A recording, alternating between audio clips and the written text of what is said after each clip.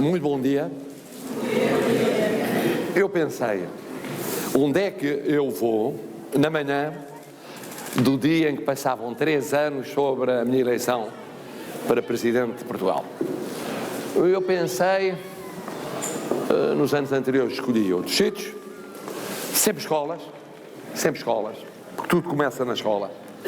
E a nossa vida é uma escola, desde que começou até que acaba. A ideia de que passamos pela escola e depois acabou, terminou. Toda a vida vamos estar a aprender e a ensinar com os outros, com todos. E muitas vezes vamos ter de voltar à escola para nos atualizarmos. E pensei, Passos Manuel, porquê? Porque nós somos muito aquilo que é o resultado daqueles que nos antecederam. E neste caso, os meus pais. E o meu pai andou no Passos Manuel. Andou há 90 anos, cerca de 90 anos, durante uma década quase, eram 7 anos, na altura o liceu, 1º, 2º, 3º, 4º, 5º, 6º, 7º, e daqui saiu depois para a medicina. E portanto, na década de 30 do século passado, pré-história para nós, ele andou aqui e ficou muito marcado pelo Passos Manuel, muito. Ajudou a criar uma associação de antigos alunos, passava a vida em confraternizações, nunca lhe saiu da cabeça o Passos Manuel. O que a mim metia alguma confusão, porque eu era de um liceu rival, que era o Pedro Nunes, que tinha largamente saído daqui. O Pedro Nunes nasceu a partir do Passos Manuel. Não se gostava de contar essa história, mas é verdade. Porque o Passos Manuel foi concebido ainda no século XIX para ser o primeiro dos liceus de Lisboa, foi chamado mesmo o Liceu Nacional de Lisboa. Depois, com a República, em 1911, é um salto em instalações, em programa, em reforma, e portanto havia uma rivalidade. Eu vinha cá muitas vezes, eu jogava handball e voleibol, e várias vezes aqui vim, e devo reconhecer que a equipa do Passos Manuel era muitíssimo forte, já na altura, e continuou a ser muito forte. E no tempo em que havia futebol, depois deixou de haver, naquela altura, em competição entre escolas, que seriam hoje ditas básico e secundário, não é? Eram liceus e escolas técnicas, o Passos Manuel tinha sempre equipas fortíssimas. Portanto, é isso o Passos Manuel. E o que é que eu vos queria dizer? Eu quero dizer pouco, eu quero ouvir-vos muito e falarmos muito, mas há 3 ou 4 coisas que vos queria dizer. A primeira é a seguinte, da minha experiência como aluno, depois como professor. Eu reformei-me de professor no dia 12 de dezembro, quando fiz 70 anos, mas fui professor 40 e tal anos, de Direito. E, portanto, tive para aí 20 e tal mil alunos. E dessa experiência resultou o ter a noção de que é importante, aqui, como depois para os que forem para o Politécnico ou para a faculdade, ou para a vida, o fundamental é, primeiro, aprender a resolver problemas. Às vezes são os problemas que temos aqui, os testes, as provas, os exames, isso, mas depois na vida vai haver problemas inesperados, em dias inesperados, a horas inesperadas. Não há dias marcados aqui, há pós-pontos, há dias marcados. Na vida não há. Aprender a resolver problemas. Aqui em Portugal, como em qualquer outro continente, em qualquer outro país deste continente, onde a vida vos levar. Porque o mundo é vosso. E vão trabalhar muito longe do sítio onde nasceram, tiveram a vossa família, de onde vieram, nem imaginam onde. Segundo lugar, saber comunicar. Vocês têm que saber comunicar. Têm que saber comunicar pela internet. Têm que saber comunicar falando, claro que em Portugal o português, mas falando lá fora, sobretudo o inglês. Têm de saber comunicar. Quem não sabe comunicar tem uma grande limitação na sua vida. Terceiro, tem que saber localizar no tempo e no espaço. O que é que se passou quando? E onde é que se passou? Vocês vão andar pelo mundo e vão viver imenso tempo, têm que saber localizar no tempo e no espaço. Isto é o mais importante. É muito importante aprender as matérias, é muito importante estudarem, é importante aquilo que vierem a recolher para a vossa vida da passagem por aqui, mas têm sobretudo aprender estas 3 coisas: resolver problemas, comunicar e localizar no tempo e no espaço. E depois respeitar, deixe lá que o barulho é natural. Ó diretor, é assim, bom, E depois tem de saber respeitar os outros. Os outros. Nós somos todos diferentes. Não há duas pessoas iguais. E nós vamos cruzar na vida, vocês e eu, e nós todos, com milhares e milhares e milhares de pessoas que pensam de forma diferente, que sentem de forma diferente, que berram de forma diferente, que somos diferentes. Temos de aceitar a diferença. E esta escola, ao ensinar-vos a aceitar a diferença, ensina-vos primeiro a liberdade. E eu agora vou aproveitar para vos falar de 4 ou 5 ideias básicas relacionando com acontecimentos deste dia.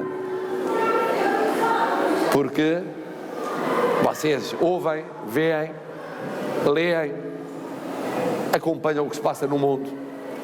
E, portanto, eu vou falar-vos de acontecimentos que estão na ordem do dia. A liberdade. Vocês sabem que a maior parte dos países tem ditaduras no mundo. É triste, mas é verdade. Na maior parte dos países do mundo não há liberdade. E a liberdade é um bem essencial. E a luta pela liberdade é difícil. É difícil. E o viver em liberdade é difícil, porque é aceitar os outros. E nós somos sempre um bocadinho egoístas. Nós gostaríamos que os outros fossem iguais a nós. Porque era mais fácil.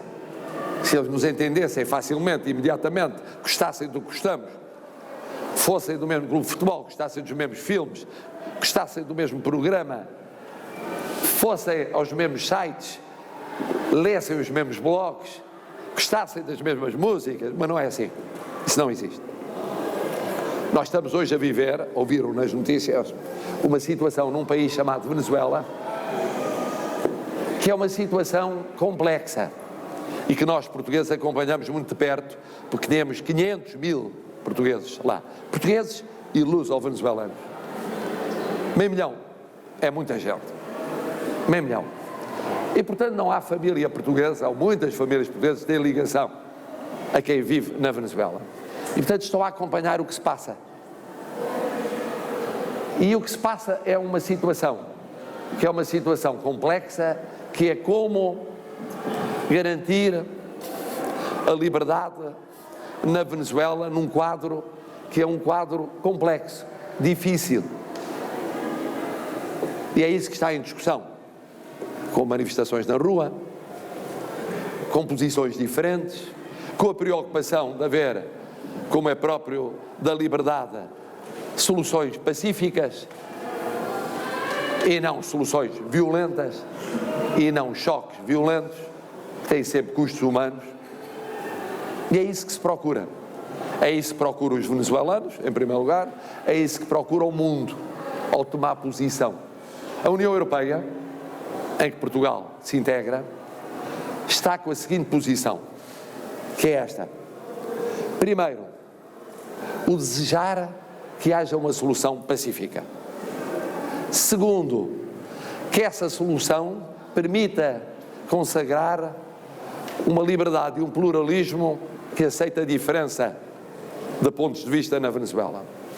Terceiro, que isso seja feito respeitando o voto dos venezuelanos. São eles que têm de escolher o seu futuro, não são os países, os outros países a escolher o futuro deles. Respeitando a Assembleia Nacional que foi eleita em 2015, mas respeitando aquilo que em eleições livres os venezuelanos queiram escolher como seu futuro.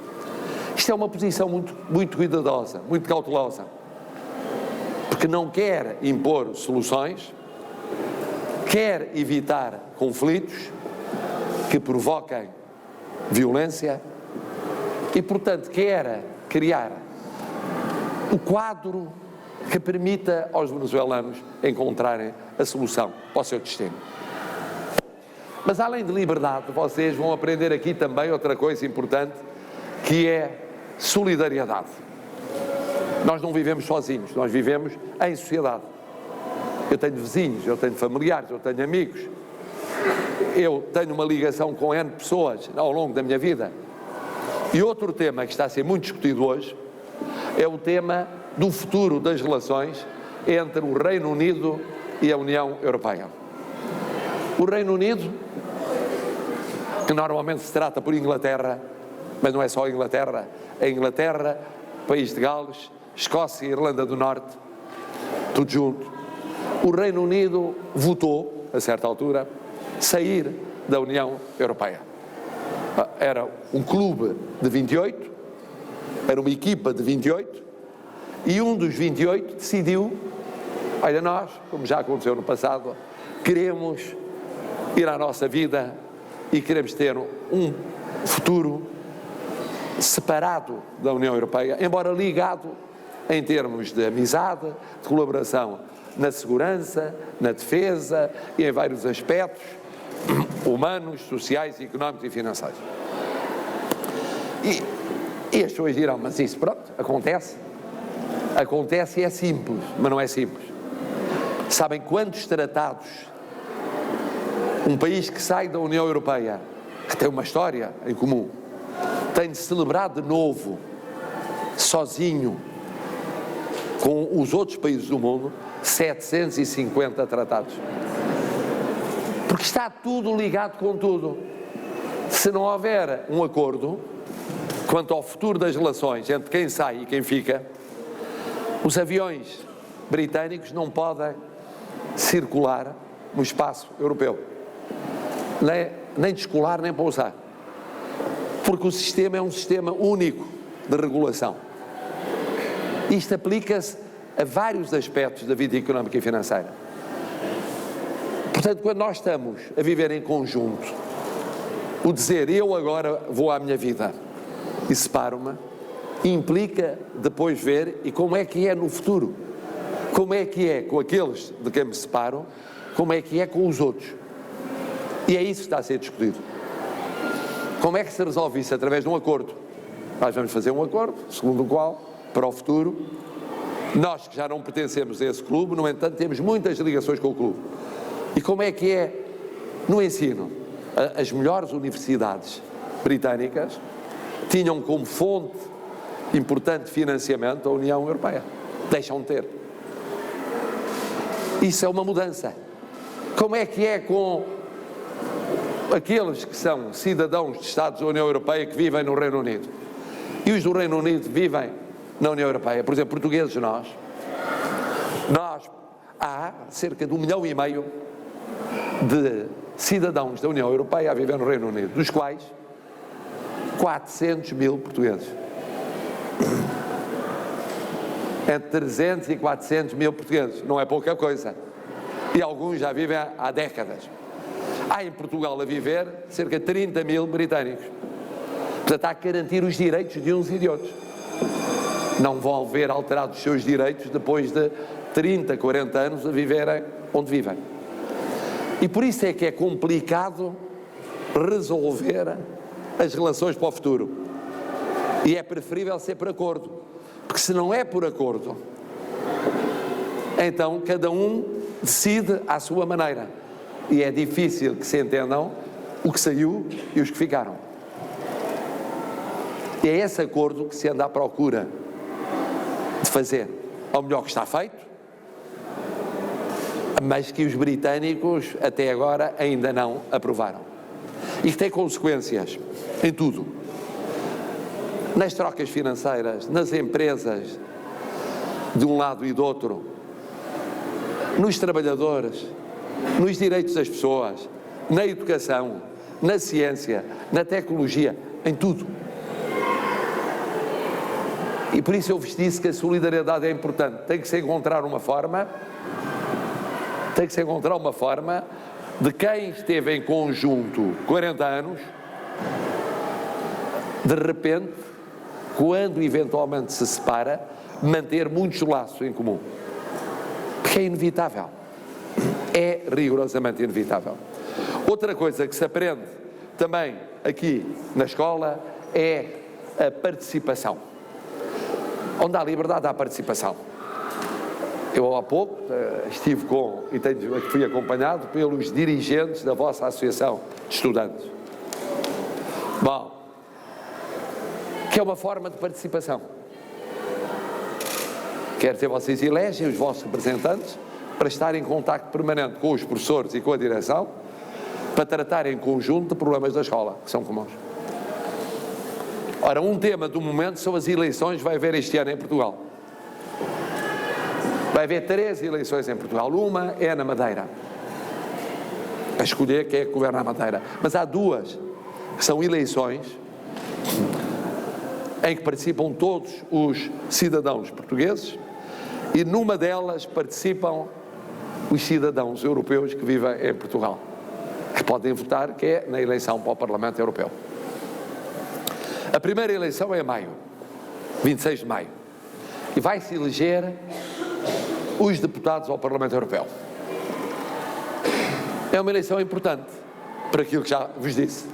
No momento em que se discute qual é o futuro da União Europeia e as relações com o Reino Unido, e dentro da União Europeia se discute como é que vai ser o orçamento para os anos 2021 a 27. Mais dinheiro para quê?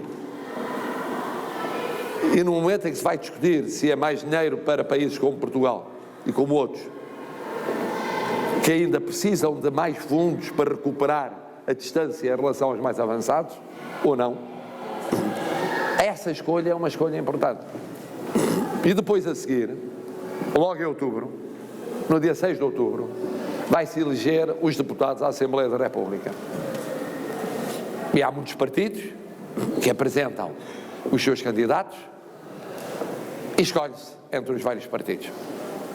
Está-se a escolher a Assembleia da República e, no fundo, está-se a escolher o Governo de Portugal. Porque conforme a repartição de deputados no Parlamento, na Assembleia, assim será o Governo de Portugal. Como sabem, na nossa organização política, o Presidente é eleito isoladamente. É o único cargo a nível nacional em que há uma eleição unipessoal. Pois as outras são eleições, que são eleições pluripessoais, que se vota, como é o caso das eleições para a Assembleia da República, vota-se em listas constituídas por vários candidatos. E como há o sistema proporcional, entram tantos deputados por cada lista em proporção do número de votos recebidos. Nessa proporção. Ora, aqui a ideia que eu vos queria deixar é a seguinte: é importante votar. Eu não tinha na mensagem de Ano Novo, disse isso: votem. Porque muitas vezes há quem diga o seguinte: porque é que eu vou votar? Tenho muito tempo a votar na vida. Ou, para mim não é importante votar. Ou eu não me reconheço em nenhuma das várias formações políticas existentes. Ou eu não considero que o meu voto faça a diferença. Isto é um erro. Todo o voto faz a diferença. Quem não vota dá um peso ao voto dos que votam superior àquele que deveriam ter. Não votar é perder legitimidade para depois se dizer: se eu tivesse votado, isto teria sido diferente. Tinha votado, tinha cumprido esse dever de consciência, com maior sucesso ou menor sucesso, mas com representação proporcional. Há sempre sucesso, algum. Porque é um sistema em que mesmo as expressões menos significativas têm algum peso. E com o leque de partidos que se tem multiplicado, temos um leque de partidos imenso, que vai da extrema-direita à extrema-esquerda. E há para todos os gostos e feitios. E, portanto, permite essa escolha. Permite até a escolha baseada no conhecimento de alguns dos candidatos. Permite a escolha baseada no conhecimento de quem é que os partidos propõem para governar. Porque, normalmente, os partidos têm líderes que se propõem fazer parte do governo, ou esfiar o governo ou fazer parte do governo. E, portanto, dizem: nós, para o governo, defendemos esta solução. Nós, para o governo, propomos este candidato a primeiro-ministro. E, embora o voto seja para o Parlamento, está a escolher-se indiretamente o governo de Portugal. O que não é indiferente, porque nos próximos 4 anos nós vamos ter a presidência de Portugal da União Europeia. Portugal vai presidir a União Europeia em 2021, primeiro semestre. Não é indiferente. Vamos ter passos muito importantes na comunidade de países que falam português, a CPLP, onde Portugal tem o secretário executivo. A presidência é cabo-verdiana agora e será depois angolana. Vai ser um período crucial para o mundo ibero-americano, América Latina. E Portugal pertence também a esse mundo, porque está a mexer. Nós falámos da Venezuela, mas está a mexer. Houve eleições no Brasil no outro dia, houve eleições no México, houve eleições na Colômbia. Está a mexer como economia, como sociedades. Além disso, Portugal tem o secretário-geral das Nações Unidas, que é uma organização mundial onde estão todos os Estados. E todo o mundo está a mexer. A África está a mexer, a Ásia está a mexer. Pela ciência, pela tecnologia, pelos problemas sociais, pelas questões que há, também se colocam com o clima, as alterações climáticas, que se colocam com as desigualdades e a luta contra as desigualdades, contra a pobreza, contra a miséria, contra a fome. Quer dizer que os próximos anos, ainda mais que os anteriores, vão ser anos muito importantes para o futuro do país, para o futuro da Europa, para o futuro da CPLP, para o futuro do mundo ibero-americano, para o futuro do mundo em geral. Bom, uma quarta coisa, finalmente, que se aprende na escola, ao aceitar os outros, é aceitarmos que, sendo diferentes, tendo culturas diferentes, tendo visões do mundo diferentes, o mundo é multicultural. Não há bons e maus, não há melhores e piores, há diferentes. Eu não sou nem melhor nem pior do que outro da minha idade, que fala outra língua, tem outra cultura, tem outra formação, vive num outro ponto do mundo e vê o mundo de forma completamente diferente. Não sou melhor nem pior, sou diferente. Ou eu aceito isso e aceito desde a escola, ou nunca mais aceito na vida, e então o convívio com os outros é insuportável. Isso aprende-se na escola. E o que eu gosto também na vossa escola é o facto de haver 33 origens em termos de países. Pessoas que vêm de países diferentes, com mais ou menos dificuldade em falarem o português, com tradições diferentes, com culturas diferentes, com maneiras de ver a vida diferentes. Mas somos assim. Eu, no dia em que tomei posse, uma das primeiras cerimónias que eu fiz foi numa mesquita. Eu sou católico, mas foi numa mesquita com representantes de 18 religiões diferentes e igrejas diferentes. E não estavam todas, porque há em Portugal para aí 60 e tal. Foram só as 18 mais significativas. Porque há muitos católicos, há não sei quantos, daqueles que se declaram no papel, porventura, milhões. Mas há 500 mil evangélicos, há 60 mil mormons, há 50 mil muçulmanos, há 20 mil ismaelitas, há não sei quantos judeus, há não sei quantos cultores de religiões orientais, há hindus, é uma pequena comunidade, mas existe.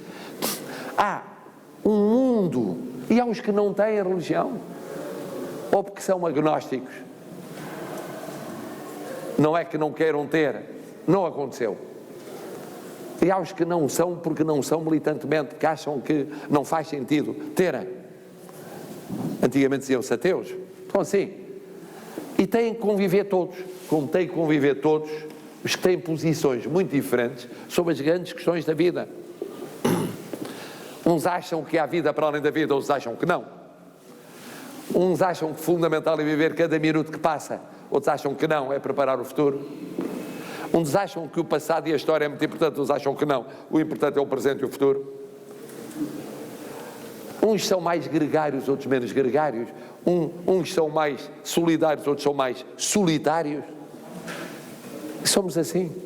E ao longo da nossa vida até mudamos. Há fases em que somos mais solitários e outras mais solidários. Depois voltamos a ser mais solitários. Dizer que Portugal é um país onde a inclusão é fácil, em termos comparativos, nós temos indicadores melhores do que outros países europeus. Mas nada é fácil. Tudo tem que ser construído todos os dias. Tudo. Porque isto passa, não por questões meramente teóricas ou doutrinárias, mas pela paciência que temos todos os dias em construir essa solidariedade. Eu saio de casa. E quantas vezes isso não me aconteceu? Professor. A minha vida antes de ser presidente era ser professor, dava aulas. De manhã muitas vezes, à tarde muitas vezes, à noite muitas vezes. Pelo meio tinha um programa na televisão, ao domingo, e além disso presidia uma fundação que geria propriedades e tinha um museu e tinha castelos e geria isso. Bom, muito bem. E então o que acontece? Era uma vida muito repartida, mas a parte importante era ser professor. Eu saía de casa a correr, como qualquer um de nós, saímos sempre a correr. Por muito queiramos sair para as aulas com tempo, saímos sempre no último segundo, no último minuto. É assim. E o trânsito estava uma chatice. E depois encontrava pessoas que vinham com problemas na hora errada do dia.